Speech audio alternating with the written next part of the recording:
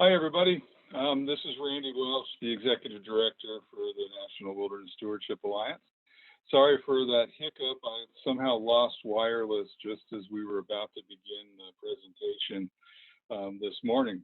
So I think I've got it back now. Wave at me if you hear me. If you hear my voice, just wave at me. Great. Okay. So good. Good. Let's get on with the presentation, and hopefully there'll be no other hiccups. So today what I wanted to do is to spend some time talking about our funding programs and to share with folks the results of that. And by way of sharing the results, to help people understand why their individual projects may not have been selected, and what it takes to have a good project that is selected in our funding programs. So just wait for a second for this to load. And I will begin. So those that haven't met me, I'm Randy Welsh, the Executive Director for the National Wilderness Stewardship Alliance. I've been in this position now for about 5 years in our funding. 5 years. And before that, I was with the Forest Service in a variety of positions, wilderness, wild and scenic rivers, and ended as the Director of Recreation for the Forest Service back in Washington, D.C. So lots of experience working with funding and with different types of programs, wilderness and trails programs. So let's see. Before I dig into I wanted to do a commercial, so bear with me. So as part of NWSA and the Society of Wilderness Stewardship goal to help real wilderness stewardship community, we put on what's called the National Wilderness Workshop. This year, our workshop theme is advocating for stewardship, tools, practices, and techniques for the wilderness steward. It's an annual gathering. This year, we're planning on being in Roanoke, Virginia, from November 15th through the 18th. And then there'll be a supplemental trip to Washington, D.C. on November 18th to 20th to put in practice some of the advocacy skills that we're working on building with the wilderness stewardship community over the next 6 months. In Roanoke, we'll have our typical plenary and workshop sessions. There'll be training on a variety of topics. Speakers will be concurrent tracks in wilderness science, wilderness management, partnerships, and some campfire talks of current issue topics, as well as field trips. And in Washington, we have a series of trainings planned through the course of the summer and early fall. And then in Washington, a chance to participate in agency briefings, committee meetings, and hill visits. All part of the purpose of learning the art and practice of stewardship advocacy. We plan on meeting with agency leaders and representatives and their staffs, appropriators, and we'll plan some hill visits for people. And this is also a great chance just to meet other wilderness groups and to expand your network of wilderness stewards around the country. So,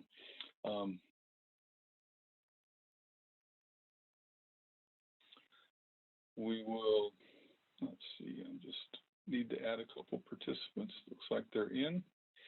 So anyways, you'll be seeing more information. Registration for the workshop will start around June 1st. The program is already put together. It looks pretty exciting, and we look forward to sharing it with you and then building an audience for an in-person workshop in Roanoke, Virginia come November. Everything is looking optimistic, and we hope that people will come and spend the time traveling and meeting with other like-minded wilderness stewardship groups. Okay, so commercial is over. Now let's move on to what you came here for today. We'll just to learn more about our Wilderness Stewardship Performance Partner Funding and our National Forest Trail System Stewardship Partner Funding, both long names, but basically Wilderness Stewardship Funding and Trail Partner Funding. And not going to really talk about our Boots on the Ground grants program just because this year we did not have any funding for it, so we didn't put forward anything. I'll spend a little time on the Wilderness Stewardship Performance Partner Funding, but I'll spend the bulk of our session talking about the Trail System Stewardship Partner Funding. So I just want to cover the Wilderness Stewardship Performance Funding just briefly here. This year, we had $242,000 that we had available to spread. We had 20. This was an easy year for us because we had 25 projects that were submitted, 25 organizations submitted projects, and we were able to reach out and fund all 25 of those projects.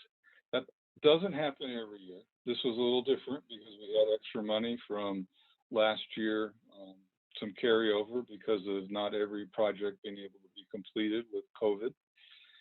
But for those that were involved in this wilderness stewardship performance, we had scoring that was proposed to at least maintain and up to 24 additional points. The average was around 6 to 8, and the median, the midpoint, higher and lower, was around 4. As we looked at the proposals, you know, each wilderness stewardship performance requires you to meet certain element obligations for the wilderness stewardship scoring. And in each project, they had wilderness areas and the scoring matched up well. There were some proposals that maybe worked in multiple wilderness areas, and the scoring applied to one wilderness, but maybe not the other wilderness. But yet they were proposing to do the same work in both areas, in which case we had to select and you know, determine what portion of the project would actually count for the purposes of scoring and rating. But it didn't really adversely affect anybody this year, but it has in years past. This year there were no problems with the work being proposed in wilderness areas. All of it was in an appropriate wilderness area, though not all the scoring that was proposed actually counted when it was reviewed because of the elements not matching up. In terms of the cash and in-kind matches for the WSP program, I want you to kind of review this with this in mind, because there's a basic difference between both programs. With the WSP program, the average usually is about 1-to-1 with cash and 2-to-1 with in-kind, so overall about a 3-to-1 return on investment for the agency for this program. Substantially different numbers when it comes to the Trails program, and that may help people understand the importance of having cash and in-kind matches for those programs. You know, and as far as our organization capability ratings that we looked at, I am pleased that all of our wilderness stewardship organizations are working at the top of their game. You know, they have excellent backgrounds, excellent histories. They are putting out good products and are doing wonderful work in wilderness. And so there's really hard to differentiate between the organizations along this rating because they're all doing such good work. As far as the feasibility of the projects went, I think most projects were considered very appropriate. We still are finding that some organizations don't quite totally understand the WSP scoring process, or haven't made the time commitment with the agencies to understand it and figure out how to apply the WSP scoring to the program of work that they're offering. This year with the money we had available, it wasn't as big of an issue, but I think in the years ahead, it will be. I think we're going to start tightening up the correlation between the WSP scoring and the work that's being proposed, and not fund some projects where that link is not very direct or is tenuous. So that's something to watch for as we move into the future. Just to share some other specifics um, on the projects, they ranged everywhere from 2,700 to 18,000. The 18,000 was an anomaly. The limit was 15,000. We had one project that came in with a higher price, but because we had the additional money this year, we went ahead and funded it. That's not likely to happen again in the future. In terms of cash matches, you can see there was a wide variety of capabilities, everywhere from zero down to 50,000, and there were at least 4 projects that did not have any cash match associated with them. But generally, there's some, and you can see that the average was about 9,600. That was, of course, skewed by the large number here, but half having at least 50, at least having 5,000, and half 5,000 being the median. There's usually some cash involved in these projects.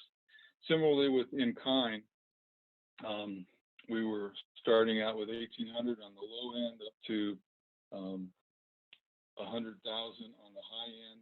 The average around 22, usually because of a large number of volunteers associated with that. The median around 14,000.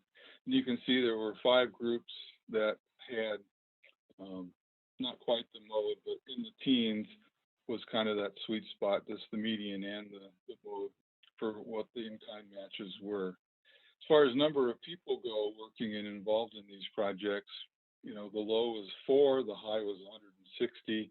And you can see that the average and the median there, typically 30 to 40 people, or at least 25 to 30 people involved some way or another.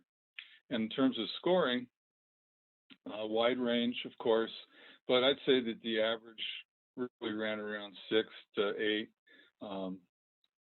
though a fair number of projects only added components to 1 or 2 elements. So that would be in the scoring of around the 4 range. So all in all, I think the WSP projects continue to help improve the wilderness stewardship performance in wilderness areas. They usually tackle 1 or 2, sometimes 3 different scoring elements in order to get the high number of points. They're usually tackling 3 or 4, even as many as 5 or 6 elements. But typically, a project will tackle 1 or 2 elements and substantially increase the score for a particular year, for a particular wilderness area. Finally, just to wrap the WSP funding, I just show that the distribution by regions is also one of the factors that we look at. So we want to make sure we're maintaining some balance. And this year, where every project was funded that was submitted, it just worked out well that we had a variety of projects from a variety of regions, and you can see those numbers here, where the number of projects proposed matched the number that was selected. Concerned in Region 8, which is the southern region, southern tier forests in the Texas to North Carolina, Virginia, we had no projects proposed this year. And part of that may be that the organizations in that area chose to compete in the trail stewardship funding pot instead of with the WSP pot. But still, we'd like to see more involvement with WSP from folks in that area. And then regions like 6, which has a lot of forests and a lot of wilderness areas, still not very many organizations tied into WSP yet, and would certainly like to see those numbers increased. And as you look at the big numbers in Region 2, Region 5, Region 4, I think you're going to see this even more so with the Trail Stewardship Program, in that Region 2, Region 5, Region 4 typically have the largest number of volunteer groups that are out there. And of course, there's a lot of competition for the the funding that's available from those groups. So I will stop there on WSP. If you want more information, you can go to our grant program page, look up the fact sheet, the application, all that information is there. There's a news release and a selected project fact sheet that'll be posted here shortly. And you'll be able to also look at the final reports from previous years. Those will be up on the website by Friday. So that can be helpful to you. That will be helpful to you as you look into the future years. So I'll just stop and take a couple of questions on WSP funding. If you'd like to ask a question, go ahead and type it into the chat, and I'll respond quickly, and then we'll move into the trails funding. So Pete, hopefully I answered your question about Region 8. You also asked, is there a rule about single organization receiving only one WSP grant or a trail stewardship grant? I guess I got to say that no, there's no bias. There's no rule that an organization can only receive one or the other funding program. We have a number of situations where groups will compete for both a WSP and a trail stewardship grant. And if your question is more along the lines of multiple requests for an individual organization, typically that's not been an issue. An organization usually includes multiple wildernesses within their proposal for the completion of their scoring and their project. So I think there really is no bias against small wildernesses that way. Small wildernesses can compete quite fairly. Okay. And Jennifer just asked about opportunity to review scoring information about individual proposals. And yes, I'd be happy to meet with you individually after this presentation, and we will be just set up a time to coordinate that. And I'd be happy to walk through how your individual proposal did relative to everybody else, and then what you might do to improve it for next year. Okay. All right, so let's move on to the National Forest System Trail Stewardship Partner Funding, and then we'll stop and ask for questions after a few slides here. All right, so the National Forest System Trail Stewardship Partner Funding is a response that the agency agreed to provide funding for partners. The goal is to support the National Trail Stewardship Act, which has a focus on increasing the trail maintenance accomplishment that occurs on the National Forest trails and to reduce backlog trail maintenance and to increase volunteer engagement. The goal of the National Trail Stewardship Act is to double the number of volunteers working on the National Forest in the next 5 years.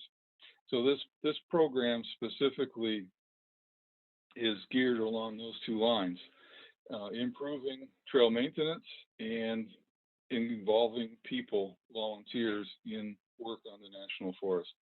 And it includes all motorized, non-motorized, wilderness, and non-wilderness trails.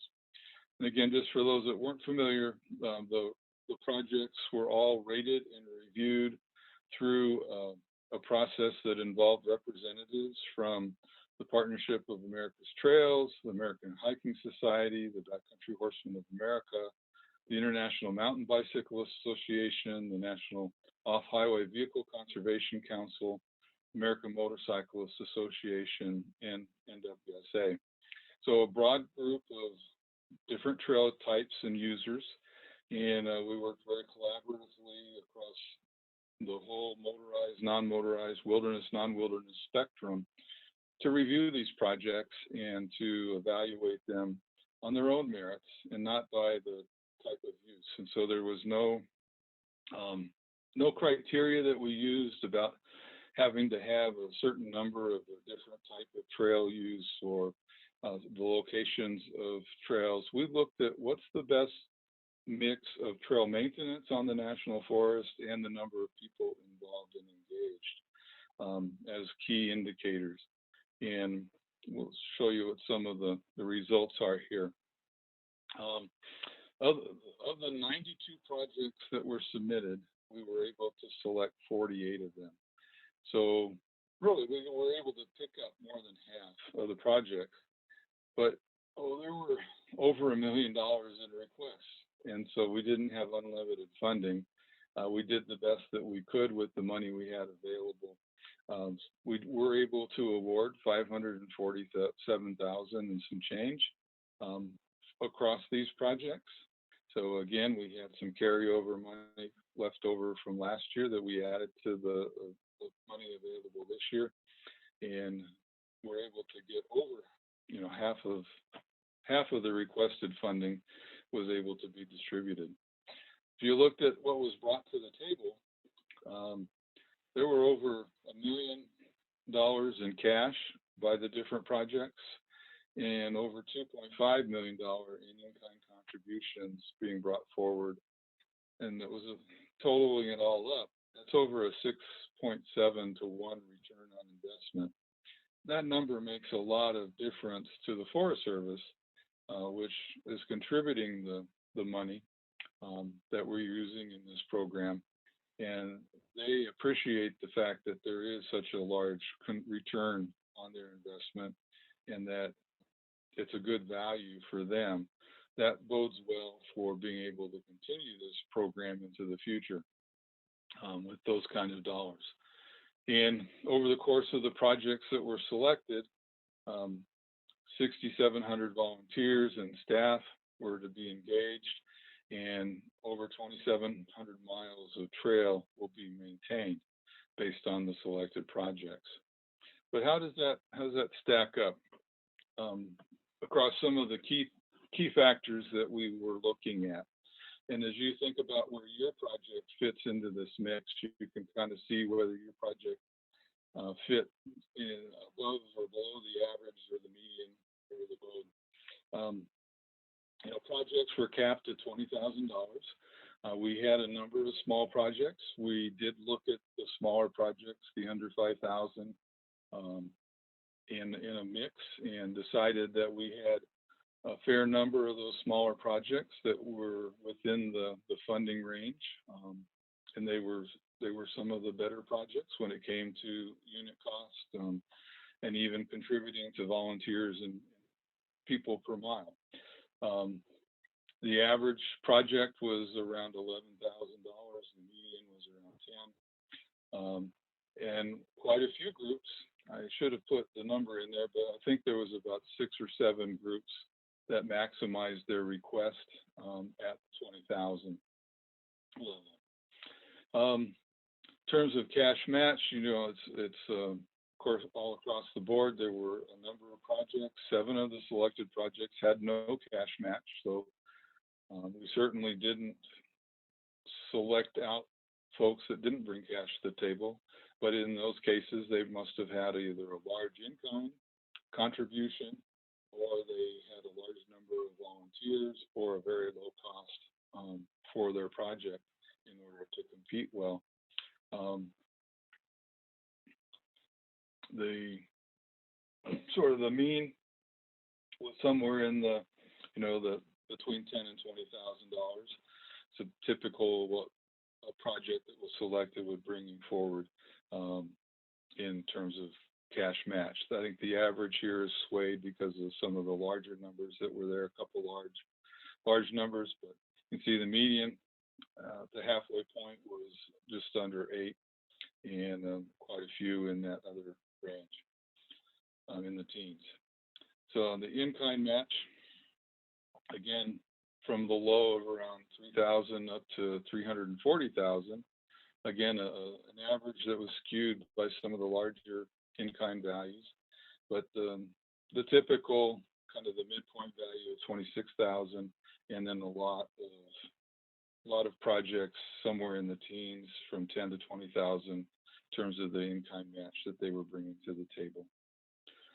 Now, terms of miles of trail maintained, again, a wide variety. In this case, 0.1 miles, which was actually a bridge replacement, a little atypical, but it was a project that was right on the button.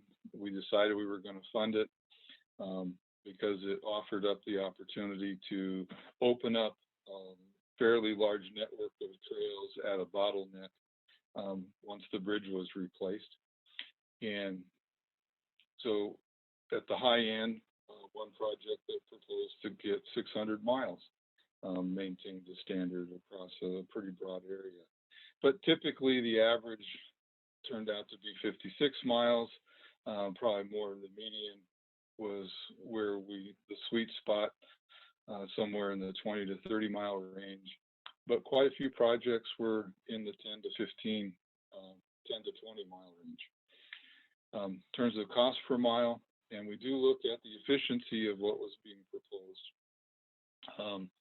Cost per mile here, anywhere down from $33 per mile up to $5,700 per mile, averaging somewhere, in the 700 to range. The median was probably typical in that $300 to $400 range. Quite a few projects were in the hundreds, between $100 and $200 per mile. Again, cost of project divided by the miles that are being proposed, tapped into the number of people involved, gets you your in-kind and your people involvement scores.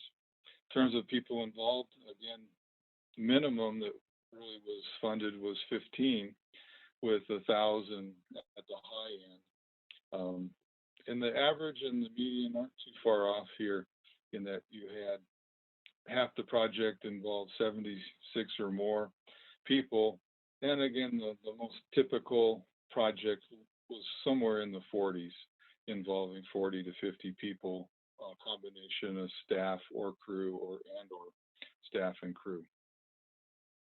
So I think those are instructive. If your project, fell way below any of these averages, that may be a clue or an indication as to why it wasn't able to get into the funding this year. In terms of balancing by region, again, we've got both proposed and selected here. You can see that more projects proposed in many of the regions than we had funding for. And you'll see that, again, Region 2, Region 5, Region 4, a lot of projects being proposed and not a no ability to fund them all. Again, we didn't have to, I think the funding this year balanced out really well, just based on looking at the other factors that we were looking at, so that the projects that fell that were scored, at the highest level, left us with a pretty good balance to begin with. We did make a couple of adjustments. We brought one project into the mix for Region 8, that bridge project, and we decided this year not to fund the Alaska project. In years past, we've had one project from Alaska, and we've generally tried to find a way to fund it. This year, however, the project just didn't have enough importance, enough counters to really qualify as compared to all the other projects that we were considering. And so we decided not to fund it. One of our raters was from Alaska, and they were fine with that decision. In fact, supported not funding the project this year because it just didn't match up or have enough weight compared to the other projects to be worthy of funding this year. So you can see there are projects coming in from all over the country, and for the most part, you're competing not only against projects across the whole country, but you are, to some extent, competing against the projects within your region. because we do this check. We make sure that there's that balance. And if by chance we had found that there was an imbalance of funding by region, we might have made some adjustments by removing, say, the lowest scoring projects from a region in order to make money available to move to another region. We've done that before at the margin. This year we didn't need to do that, but I just want you to be aware that that does sometimes happen. And for organizations that are in the regions with a lot of competition, and that being Region 2, which is Colorado, Wyoming, Region 5, which is California, Region 4, which is the Intermountain area of Utah, Idaho, Western Wyoming, Nevada, and to some extent Region 3, which is Arizona and New Mexico. Because there are a lot of organizations doing trail work, there's a lot of competition. And so you need to ensure that your project is as highly competitive as you can make it to be successful in those areas, because there is going to be a lot of inherent competition for the scarce dollars. This last slide I want to show, I think, is real telling in that it shows not only how efficient we were in selecting the best projects, but how much these factors contribute in the selection of the projects. So as you look, the first column is the total from all 92 projects versus the total from the projects that we selected. And then the third column gives you the percentage of the selected projects. And so if you look at the cash and the in-kind matches that were offered, of all the funding offered to make up those matches, we were able to secure basically 76% of the cash and 82% of the in-kind dollar matches in the projects that were selected. So these projects that were selected typically had the more cash and the more in-kind matches that were available to us. In fact, quite significantly, if 48 out of 92 is around 60%. So if it was just a 1-to-1, you expect these numbers to be somewhere around 60%. But we were picking up projects that had significantly higher cash and in-kind matches. When it came to the number of volunteers, we picked up 87%. So we picked up almost all of the volunteers that were offered. That means the projects that were not selected offered up only a small number of volunteers or staff or crew. Maybe only had, below that average of 10, maybe only offered up 4 to 6 or 8 people being involved. And so you can see that this was certainly skewed toward picking up the larger numbers of volunteers, which is the goal, again, of the Stewardship Act and the goal of this program. Same way with the volunteer hours. When we look at staff and crew, we picked up 53, so we picked up about half of the available staff and crew time, and about 70% of the staff and crew hours. So what that tells me is that if your project was primarily crew-based without the use of volunteers, it may not have scored high enough to get into the funding because of the number of people involved. May have had similar numbers to, in those cases, if your project was strictly kind of a crew-based project with a 4 to 8 person crew, if it didn't score exceptionally high with cash or in-kind matches or the number of miles of trail maintained, it's going to fall by the wayside. It's going to end up scoring lower than other projects, all other things considered. So just to consider that the more you can either increase the size of your crews and get more people involved, or include some volunteer component to expand the number of people that are engaged, would be ways of being more successful.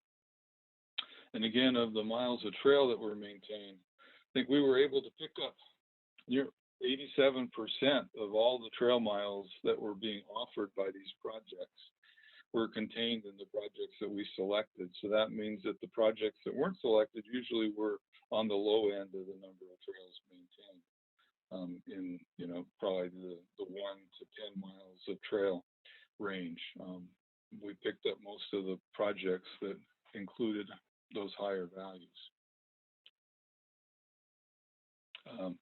And again, from information will be available on the website, previous year report summary, so you can see what's been successful in the past and how those projects have come forward. As we look to next year, look for information about the program in January. Look for announcements on our website, through our newsletters. We typically are trying to give people that advance notice in December about what the outlook for the program is, and then typically have the information available by mid-January for putting applications together. So let's see if there's some more questions about this.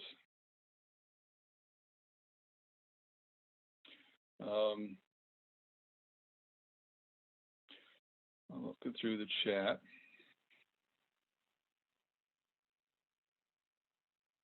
Okay. Marla, you asked about points off if we do not allow motorcycles on our trails. That's a definite no. There's no points associated with the different types of use. All the uses are considered the same when it comes to the projects. We don't have a preference for any particular type of use or not.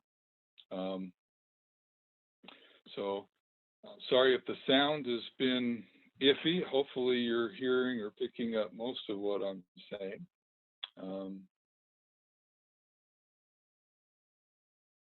It's probably a wireless connection or a sound connection. All right. So with that, are there any other questions that people have about this program and the funding for the Trail Stewardship Partner Funding?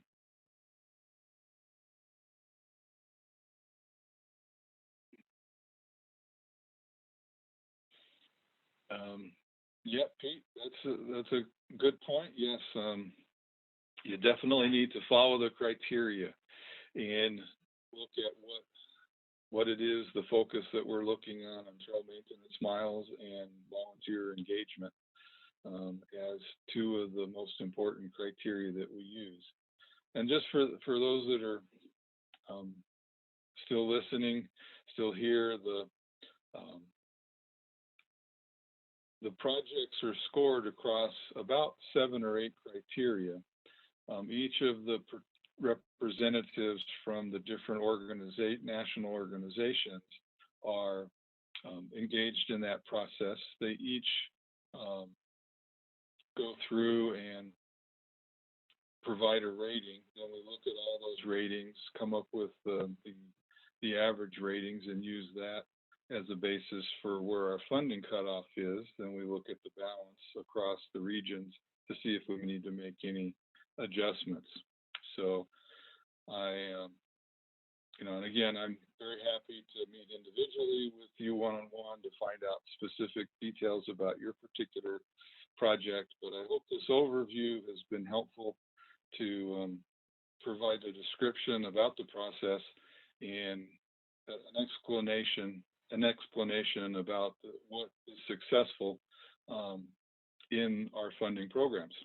So again, I'm sorry for the technical difficulties with sound, if that's been an issue for you. The session is being recorded. So hopefully the feedback on the recording, the sound on the recording will be good. And I'll double check that. And so if I don't see any other questions in the chat, so if there are no other questions, we're just going to go ahead and close out. Oh, there's a question. So Patrick, all right. So this question I think is important for a lot of trail groups because a lot of trail groups like to focus on technical trail work, and that usually doesn't create a lot of trail miles maintained. Um, it it's important work that needs to be done. It often will keep open a larger network of trail systems, um, but it's a criteria thing that we are looking at in terms of the overall availability of the trail system to being managed to standard. And again, it goes back to the goal of the Trail Stewardship Act, which is to increase the number of trails that are maintained to standard, as well as involving people in the national forest. And so our preference is to look more at long-term maintenance across a broader suite of miles than on fixing spot problems that are, important in their own nature, but are very expensive and um, cost a lot. Those kind of spot problems are probably more in line with district funding um, to fix, or say state RTP funding that might be available. Um, it's just an evaluation factor that we've looked at, and that our bias is going to be towards more miles of trail maintained and more miles available for the public versus fixing individual spot problems. And I know that that might not sit well with some, but that's just what we've decided and how we move this program forward. The So Jan, the access to the recording, it'll be posted on our website as soon as I can get it downloaded and posted. Certainly check for it by the end of today, no later than Friday.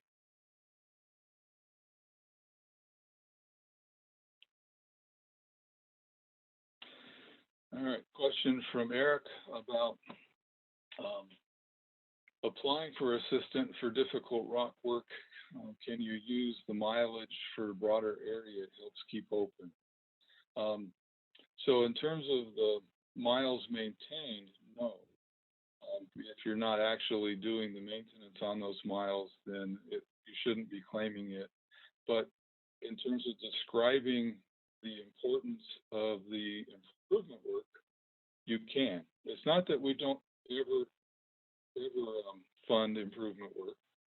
We do at times fund improvement work. In fact, this year we're applying some funding to Colorado 14ers work that is not very many miles, but there are a tremendous number of people involved and a large amount of cash and in-kind contributions that are going to result from that. And so this year we decided to fund that project because it did rank and score really high on the viewers. So as long as what I would say is that if your project is more about improvement work than about miles maintained, do describe the importance of doing the improvement work. Do describe what system it opens up and how many additional miles of trail might be available because of that improvement work taking place. And if there's any other environmental issues associated with doing that improvement, like reduced sediment in the stream or a safety issue that affects people walking on the trail, those are all important things to describe and mention. And they can make a difference, but it's probably going to depend more on some of these other factors and how your project is stacking up compared to the other projects in that particular year. So I hope that helps. Okay. All right. Well, thanks, Pete, for that comment about the NWSA providing this grant program. Yeah, we are real pleased to play the role of grant maker, and hope that we can continue doing this for years to come and to increase the amount of money that we are able to get out to the trail stewardship groups. We keep trying, looking for some corporate funding to add to the mix. And as you know, this year the Forest Service increased their funding to 500,000 plus a little bit more from last year.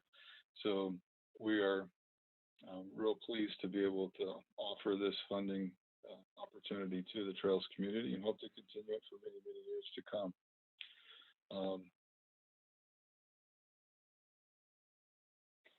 All righty. Well, it looks like that's the extent of the questions that we've received so far. So I'm just going to go ahead. I think we've used up most of our hour. Just want to say a big thank you for all the organizations that participated in the funding programs, for spending the time putting the applications together. Know that they were all thoroughly reviewed and rated without any bias, and that we hope that we've selected the best of the projects to fund this year. And don't give up. Please try again next year, and be sure to look at the materials on our website as you prepare for the planning for next year's projects. Again, if you are interested in a one-on-one with me, just send me an email message and we'll make those arrangements in the days and weeks to come to sit down and talk specifically about your individual project. With that, this is Randy Welsh signing off. Our next webinar in June 8th, is about short-term funding events. We have a panel of speakers that have been assembled to talk about how organizations can raise money using a variety of short-term events, everything from film festivals to online auctions to license plate sales and developing books about their particular area. So please come and learn more from other members of the Wilderness Stewardship community. So thank you, everybody. Have a great day.